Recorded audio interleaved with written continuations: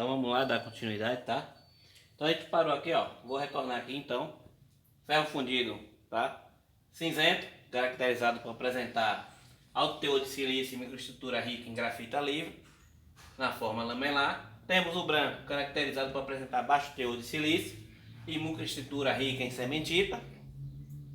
Temos o maleável, que é a partir, né, do fofo branco, mediante tratamento térmico de maleabilização, ou seja, a transformação do ferro, né, em grafita, né, a cementita em grafita. Nodular, obtido a partir do fofo cinzento, através, né, de um tratamento no estado líquido, resultando em grafita esferoidal, dando uma melhorada no processo do cinzento. Certo? Para ser aço, o percentual de carbono deve conter entre 0,008 e 2,11%. Abaixo de 0,008, o material é considerado ferro puro. Então, a gente não utiliza ele para fazer componentes. Se o percentual de carbono estiver acima de 2,11, é chamado, né, de ferro fundido. Tá? Os aços ele possuem temperatura de fusão entre 1250 e 1450 graus Celsius, são maleáveis, possuem boa elasticidade, resistência mecânica e tenacidade. A soldabilidade, temperabilidade, usinabilidade e forjabilidade dos aços são considerados como propriedades tecnológicas marcantes nessa liga. Tá?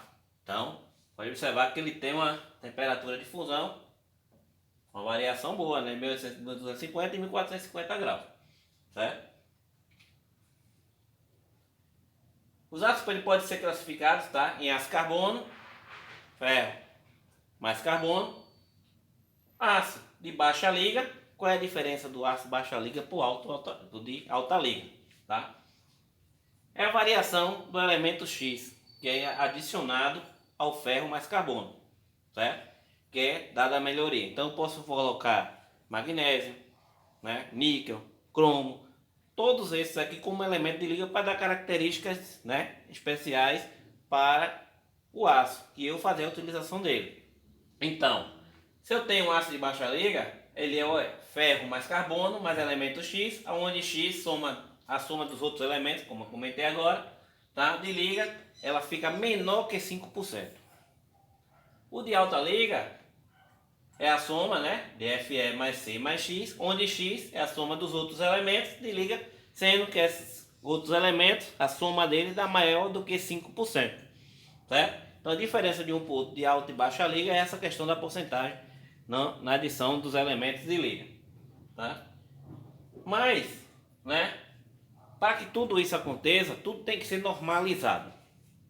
Tá? Não é nada feito aleatório, não é nada feito de qualquer jeito. Então a gente tem aqui as normas SAE, ABNT e a AISE, elas que definem, tá? A questão do teor de carbono não é simplesmente feito de qualquer jeito, então isso é estudado, é normalizado, isso tem procedimento.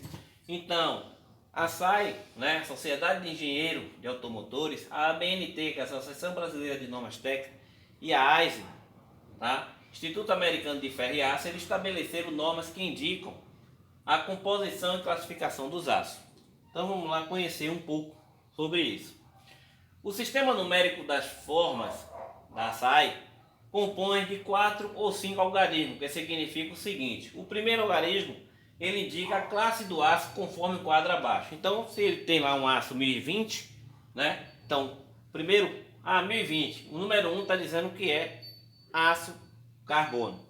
Então, o primeiro numeral, tá? O primeiro algarismo, tá?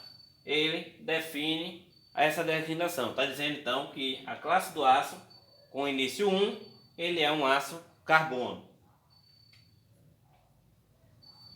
O segundo algarismo indica a porcentagem aproximada do elemento predominante na liga. O último algarismo indica a média do conteúdo carbono com centésimos de porcentagem. Então, exemplo, vamos usar aqui, ó, a 1055. Então está dizendo porcentagem de carbono de 0,55, tá? Como a numeração inicia-se com 10, trata-se de um aço comum, onde apenas carbono e ferro encontram-se presentes. Então eu tenho um aço carbono com variação de carbono de 0,55. Tá? Então os principais tipos de aço e seus respectivos números. Tá? Isso aí vai estar no slide lá na plataforma. Tá? Então a gente tem aqui aço comum, como eu falei, 10,55, 10. Aço de cavaco, 11. Aço manganês, 20. Aço níquel, aço manganês 13, aço níquel 20. Então é uma sequência, né, de tipo de aço, aonde essa normalização você consegue identificar através dessa numeração. Certo? Então vamos lá para... Aqui é a continuidade para vocês verem. Quando fala de 5 números é porque eu tenho aqui, ó, 15 e 1, aço de baixo teor de cromo para rolamentos. Certo? Então isso aí, vocês terem uma base de como é feito aí os procedimentos padrões, tá? Então aqui tem um exemplo. Eu tenho um aço aqui, ó, 2345, então eu tenho uma porcentagem de carbono de 0,45. O elemento predominante é o níquel, né, que é o 2, e ele tem 3% conforme o quadro. Concluímos que se trata de um aço níquel. Se é o 3310, eu também tenho porcentagem de carbono de 10, 0,10, tá? Tem o elemento predominante, o níquel, tá?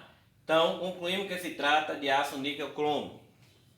Temos aqui o 52100, porcentagem de carbono de 1%, né? Então dentro do comercial ele é o mais, né? É o teor de carbono alto.